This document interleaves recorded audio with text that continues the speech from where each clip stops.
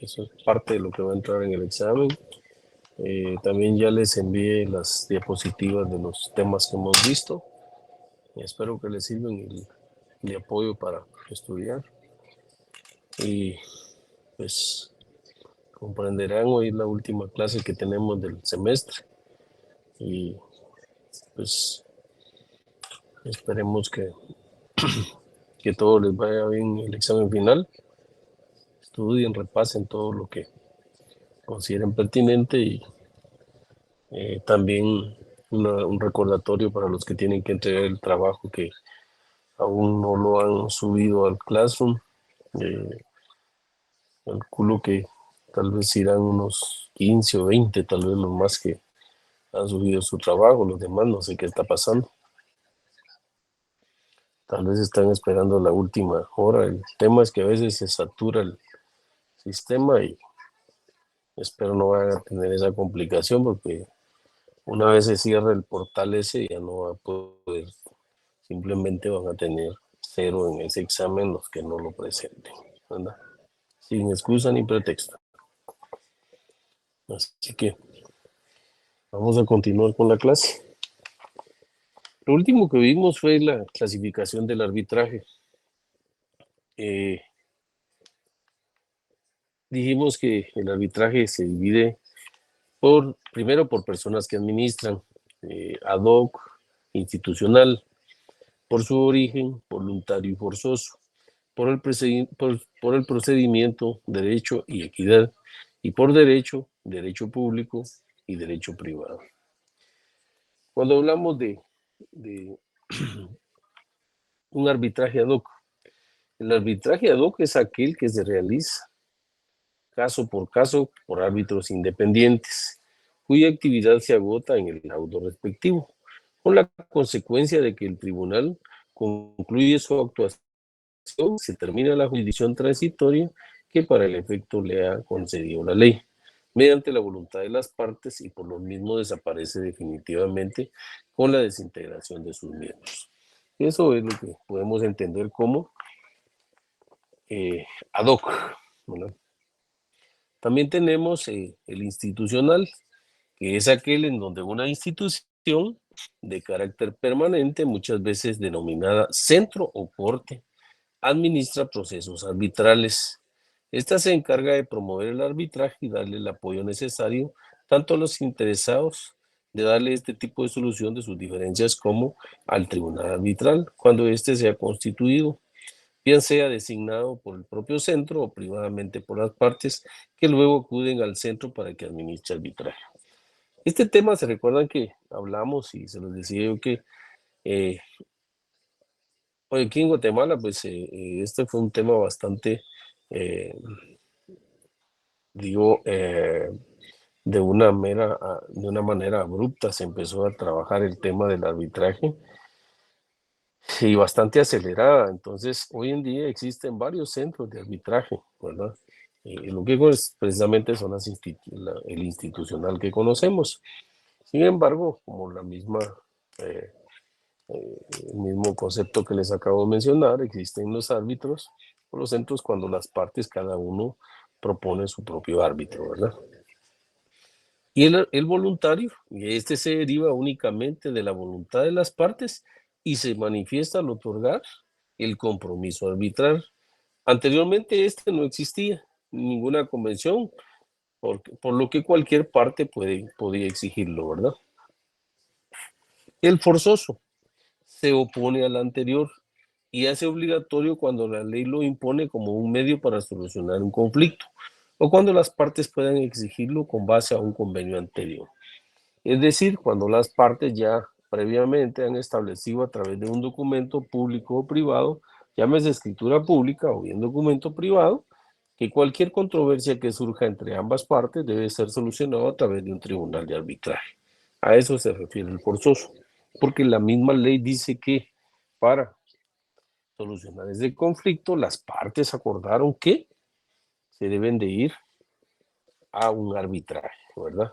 Y como recuérdense que las partes son las que deciden si quieren someterse al tribunal arbitral, ¿verdad?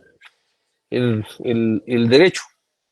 que es aquel medio por medio del cual los árbitros deben de desempeñar su función juzgando y fallando conforme a derecho, adecuando el fallo a las leyes, dice, y el procedimiento también.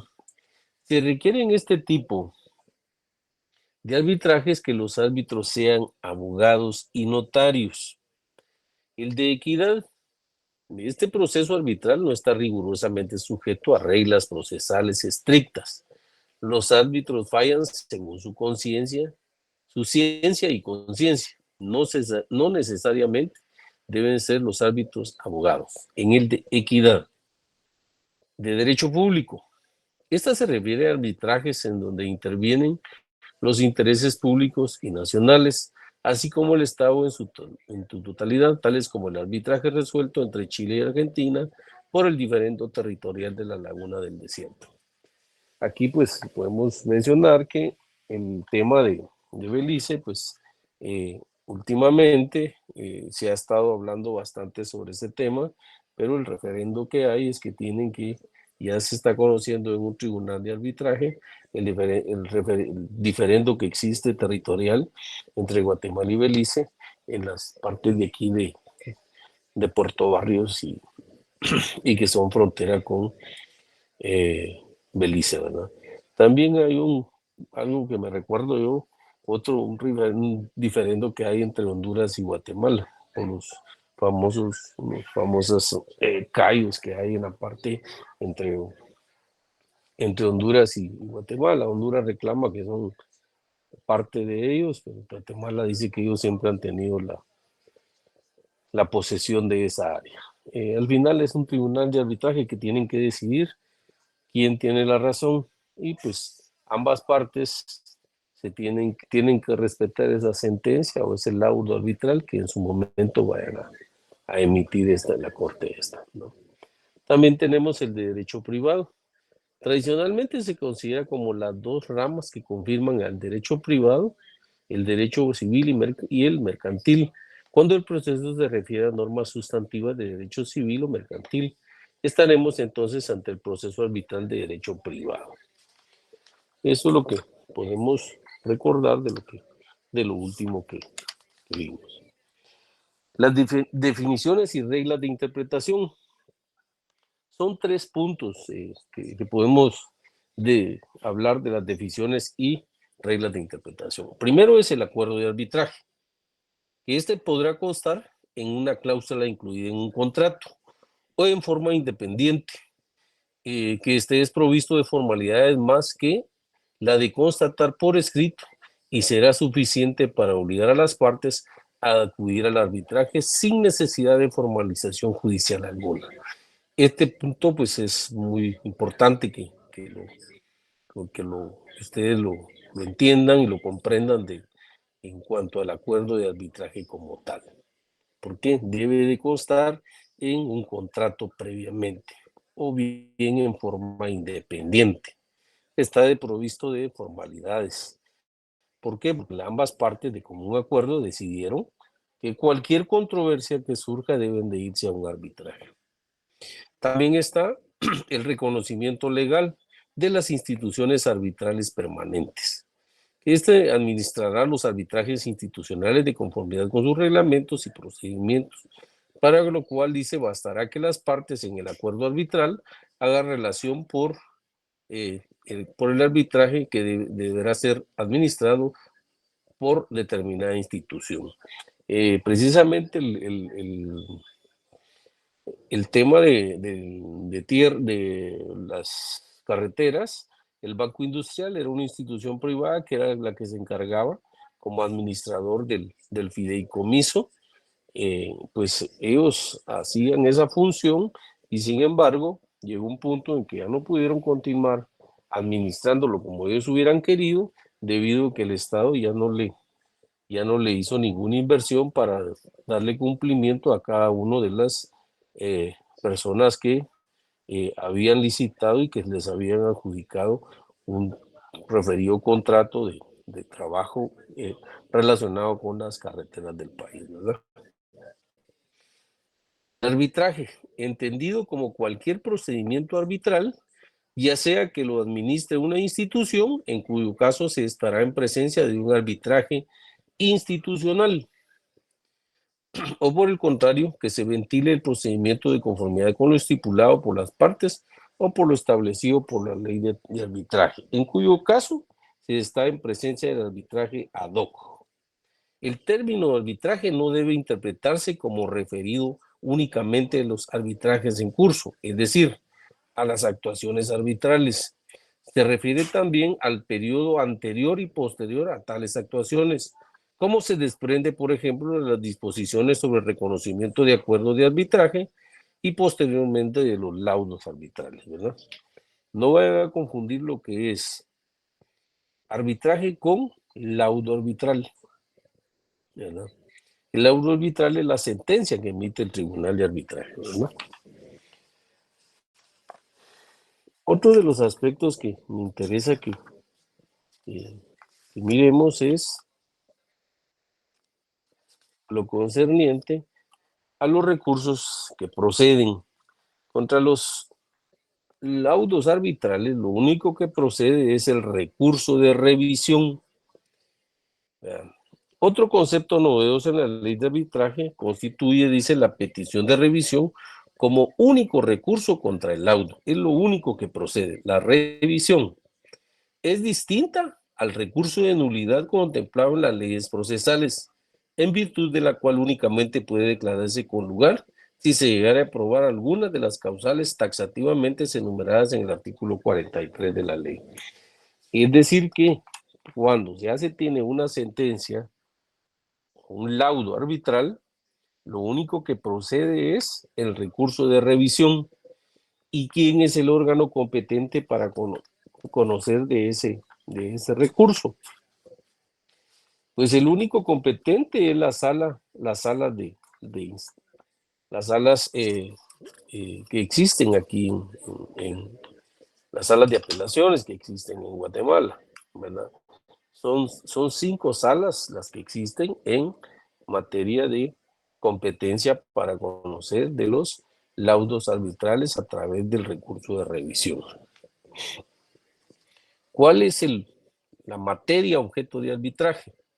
De conformidad con el artículo 3 de la ley de arbitraje, la presente ley dice se aplicará en todos aquellos casos en que la controversia verse sobre materias en que las partes tengan libre disposición conforme a derecho. Es decir, que de común acuerdo las partes hayan sometido o hayan acordado que cualquier controversia que surja de la relación mercantil que exista entre ambas debe de irse a un arbitraje. Eso es lo único que puede y el que puede ser materia objeto de arbitraje.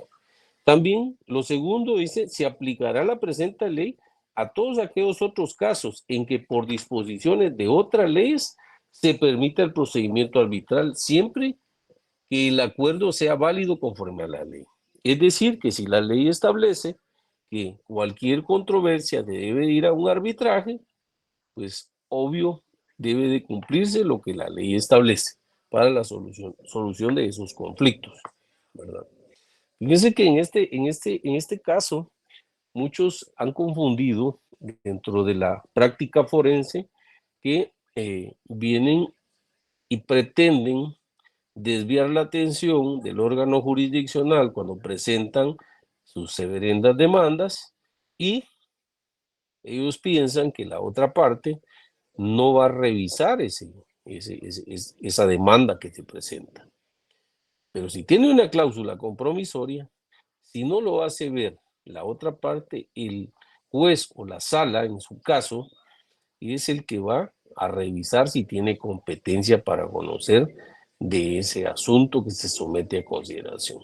Si no lo tiene de oficio, va a inhibirse y va a ordenar que las partes acudan al procedimiento arbitral para que ahí solucionen su diferendo. ¿Qué cosas no podrán ser objeto de arbitraje? Primero, las cuestiones sobre las que haya recaído resolución judicial firme, salvo los aspectos derivados de su ejecución. B, las materias inseparables unidas a otras sobre las que las partes no tengan libre disposición. C. Cuando la ley lo prohíba expresamente o señale un procedimiento especial para determinados casos. Quedan excluidos del ámbito de aplicación de la presente ley los arbitrajes laborales, es decir, que cuestiones, referendas, eh, prestaciones laborales que se dan entre personas individuales y empresas y sociedades, o a la inversa, que son empresas las que se están reclamando, cuestiones laborales no son competencia de arbitraje, ¿verdad? Eso sí que les quede bien claro para que no haya ninguna confusión. Artículo cuarto, las definiciones que quiero que por favor le pongan atención porque son cuestiones que vamos a preguntar en el examen. ¿Qué es el acuerdo de arbitraje o simplemente acuerdo? Es aquel por virtud del cual las partes deciden someter a arbitraje todas o ciertas controversias que hayan surgido o puedan surgir entre ellas respecto de una determinada relación jurídica, contractual o no contractual. 2. ¿Qué debemos de entender por arbitraje? Significa cualquier procedimiento arbitral con independencia de que sea o no una institución arbitral permanente ante la que se lleve a cabo. ¿Qué debemos de entender por institución arbitral permanente o simplemente institución? Significa cualquier entidad o institución legalmente reconocida, a la cual las partes pueden libremente encargar, de conformidad con sus reglamentos o normas pertinentes, la administración del arbitraje y la designación de los árbitros. 4. ¿Qué debemos de entender por tribunal arbitral? Significa tanto un solo árbitro como una pluralidad de árbitros. Así debemos de entender cuando hablamos de un tribunal arbitral. Y 5. ¿Qué debemos de entender por tribunal? Significa un órgano del sistema judicial de este país, ya sea unipersonal o colegiado. En materia de arbitraje, de conformidad con la ley, no vayamos a confundir que por el hecho que nos referimos a tribunal, nos estamos refiriendo únicamente a una sala. Puede ser que sea también, como lo dice, en el sistema de justicia de Guatemala, pueden ser unipersonales o colegiados, ¿verdad?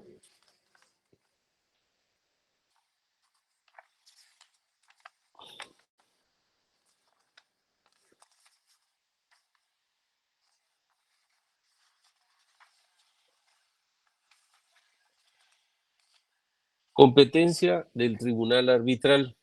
Esto lo encontramos en el artículo 21 de la ley de arbitraje. Facultad del tribunal arbitral para decidir acerca de su competencia. El tribunal arbitral estará facultado para decidir acerca de su propia competencia. Y era lo que les mencionaba. Por ejemplo, si alguien quiere someter a un arbitraje una determinada controversia, pero no hay un acuerdo arbitral, de oficio, de conformidad con el artículo 21, el tribunal donde se presente arbitral lo va a rechazar y va a ordenar que las partes acudan al órgano jurisdiccional competente, ¿verdad? Por eso hablamos de competencia. ¿Por qué? Porque tiene que conocer o dilucidar el caso un tribunal que tenga competencia para conocer.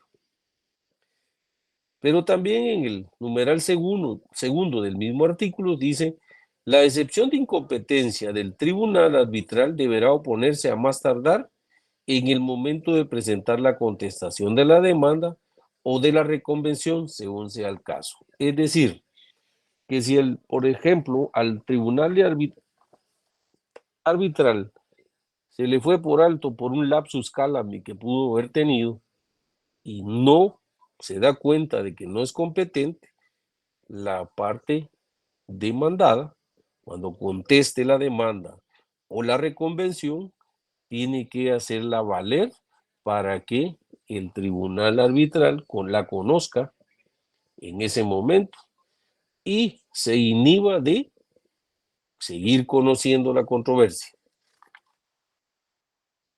3.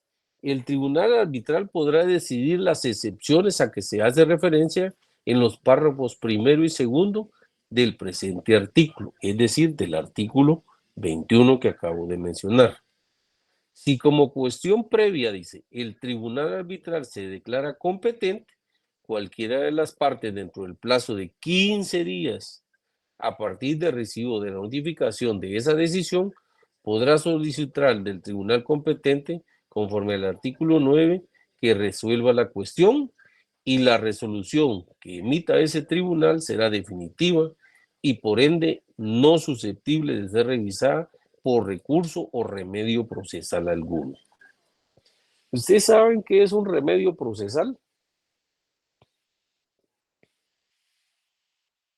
Es el que se tramita ante el mismo órgano, porque el recurso tengo entendido que se tramita ante un distinto No, órgano. no es eso. A ver, Dora Eugenia. Medios de impugnación. Exactamente. Son los medios de impugnación que se plantean ante cualquier resolución que le es desfavorable. Lo que pasa es que en la doctrina es que se les conoce como remedios procesales. ¿Por qué remedios procesales? Porque lo que se pretende a través de ese medio de impugnación es que el tribunal corrija o el órgano jurisdiccional corrija el hierro que está haciendo ver la parte que lo pretende. Por eso se denomina la doctrina remedios procesales. Algo bien importante que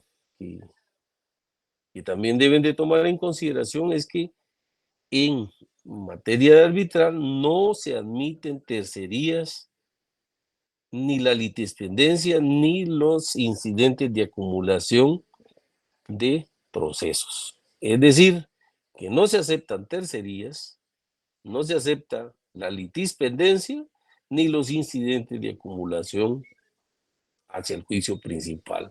Es decir, que una vez que ya esté constituido el tribunal arbitral y está tramitando una demanda que se planteó ante ellos, no pueden venir a plantear ninguna tercería a alguien que se considere con mejor o igual derecho.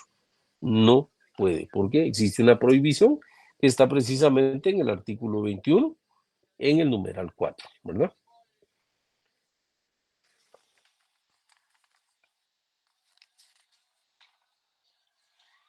Otra de las cuestiones es que en el artículo 22 de la misma ley, el tribunal arbitral puede ordenar providencias cautelares, tal como lo establece en el artículo 528 y 531 del Código Procesal Civil y Mercantil. Esas medidas son las que puede otorgarse, ¿verdad? El 516 en adelante, todo lo concerniente a las medidas o providencias cautelares, ¿verdad? Algo más que quería que ustedes tomaran en consideración es el efecto de las notificaciones. Las partes deberán designar un domicilio especial para recibir comunicaciones escritas. Si así no lo hicieren al momento de presentar su demanda y contestación, el tribunal arbitral podrá conminarias para que lo hagan dentro de un plazo que sea fijado por el mismo tribunal.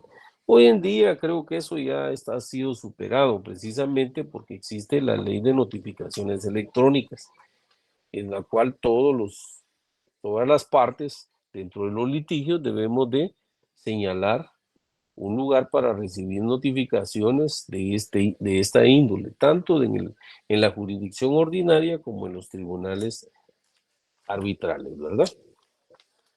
Entonces, eso es bien importante que lo... En el artículo 35 tenemos lo siguiente, que es el procedimiento para la presentación del auxilio judicial. No vayan a creer que es auxilio profesional, es auxilio judicial. El tribunal jurisdiccional dice competente al que el tribunal arbitral solicite asistencia judicial, de conformidad con el artículo 9, se resolverá dicha solicitud en un plazo máximo de 7 días, sin formar artículo. Contra lo resuelto por el tribunal competente no cabe oposición ni recurso alguno. Y también tienen en el inciso 2, dice, a menos que la medida probatoria o ejecutoria solicitada sea manifiestamente contraria al orden público, a leyes prohibitivas expresas, el tribunal jurisdiccional competente se limitará a cumplir la solicitud de asistencia pedida por el tribunal arbitral, sin entrar a juzgar acerca de su procedencia y sin admitir oposición o recurso alguna contra cualquier resolución que para el efecto se emita.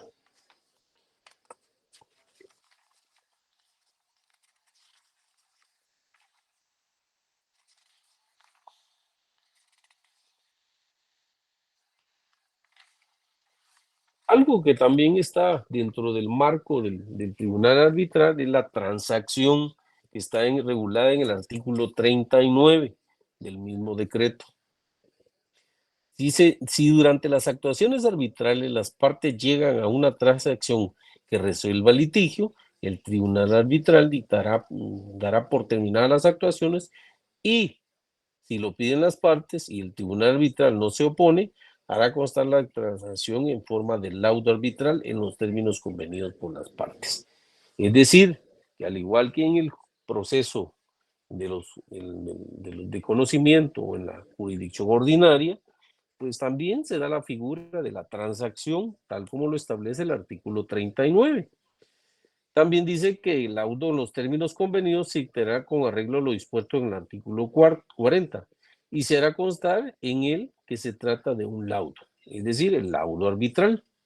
Este laudo tiene la misma naturaleza de efectos que cualquier otro laudo dictado sobre el fondo del litigio. Es decir, que cualquier laudo arbitral que se emita bajo las características de una transacción va a surtir los mismos efectos que el que se haya llegado hasta una sentencia sin tener una transacción, ¿verdad?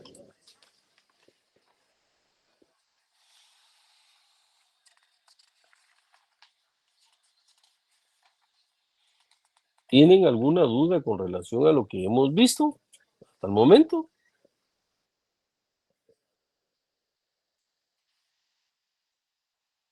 El que calla otorga.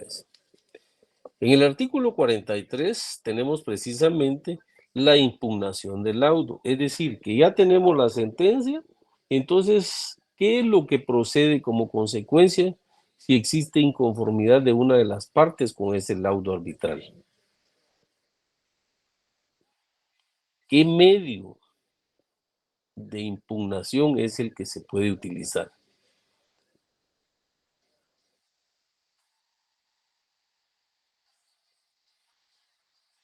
A ver, Edgar Rolando.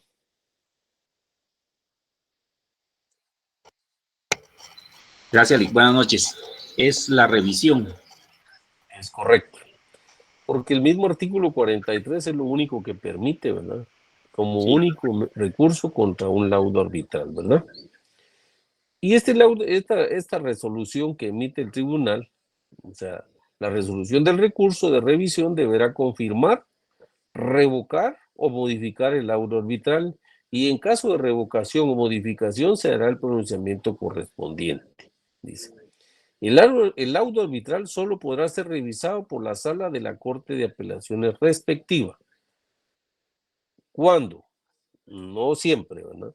Cuando la parte que interpone la petición pruebe, primero, que una de las partes en el acuerdo de arbitraje que se refiere al artículo 10 estaba afectada por alguna incapacidad o que dentro del acuerdo es nulo en virtud de que la ley a que las partes lo han sometido o si nada se hubiera indicado a este respecto en virtud de la ley guatemalteca. Por eso les comentaba yo que este precisamente problema surgió acá. Yo recuerdo que fue alrededor más o menos de unos 150 recursos de revisión que presentaron contra unos laudos arbitrales que emitieron, precisamente porque el Estado de Guatemala, a través del ministro de Comunicaciones, elaboraron y sometieron de acuerdo a esa escritura, cuando contrataron las partes y las empresas, que cualquier controversia se sometiera a un tribunal de arbitral. El asunto fue que se fue el conflicto, y precisamente les estoy hablando del servicio de la reparación y mantenimiento de las carreteras de Guatemala. Muchos se fueron al tribunal de arbitraje y sin embargo la Corte de Constitucionalidad anuló esas sentencias, o sea, esos recursos que se habían declarado en su momento con lugar, porque dentro del proceso de arbitraje se determinó que la parte que compareció a solicitar, a comparecer y que fue la que firmó el arbitraje, no tenía facultades para poder comparecer para realizar esos contratos, ¿verdad? En este caso fue el ministro de Comunicaciones el que compareció. No recuerdo el nombre ahorita por el momento, pero fue en el tiempo del partido que estuvo gobernando el Partido Patriota. Ellos fueron los que provocaron esa hecatombe y desde entonces es que las carreteras del país vienen en total deterioro y abandono, ¿verdad? Entonces eso no es nada nuevo hoy en día, ¿verdad?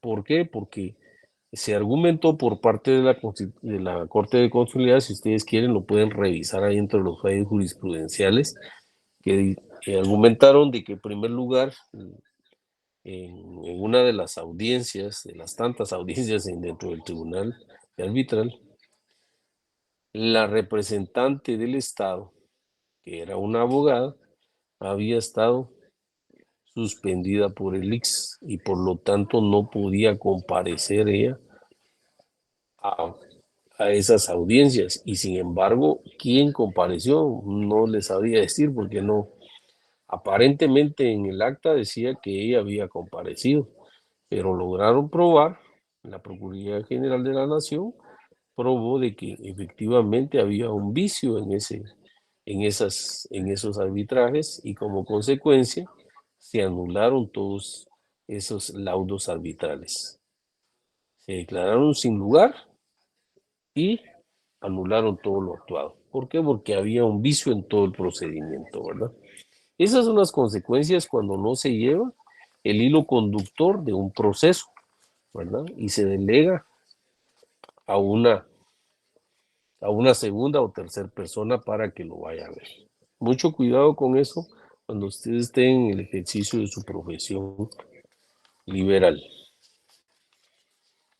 Creo yo que hasta ahí nos vamos a quedar. Sí les recomiendo que es bueno que le den una leidita a estos artículos, especialmente en el tema del arbitraje, porque pues de manera general, por eso lo vimos así como se los estaba explicando, para que miren el por qué es que la importancia que tiene la conciliación y el arbitraje hoy en día en Guatemala, ¿verdad? Pues no me resta más que darle las gracias a todos por el comportamiento que tuvieron y el respeto hacia mi persona. Pues traté de dar el aporte que, de acuerdo a mis conocimientos y a la experiencia que tengo en materia mercantil, pues les digo, no era la primera vez que yo estaba dando el curso de Derecho Mercantil. En años anteriores ya había impartido estos cursos, entonces, además la práctica forense que tuve yo, o he tenido durante el ejercicio profesional, es lo que me permitió tener esos conocimientos que hoy en día los compartí, ¿verdad? Espero que haya cumplido con las metas y propósitos que ustedes tuvieron. Traté de cumplir a cabalidad con el programa que tenía asignado para el curso de Derecho Mercantil 3. Espero haya llenado las expectativas de todos, y si no, pues de algunos, pues no todos alcanza a veces el conocimiento, y a veces no todos tenemos la misma capacidad de recepción de las cosas que se nos dan a través de la docencia, ¿verdad? Así que de antemano les doy las gracias, y pues nos miraremos para el día 21, que es el examen. Pues traten de llegar un poco antes de la hora que está programada, porque ya les he dicho que uno siempre debe llegar antes de la hora que lo cita. No llegar ni a la hora puntual ni después de la hora, porque trae consecuencias irreparables después, ¿verdad? Así que no me resta más que, en nombre de nuestro decano Henry, darle las gracias, y que tengan feliz noche. Nos saludamos el día del examen. Muchas gracias.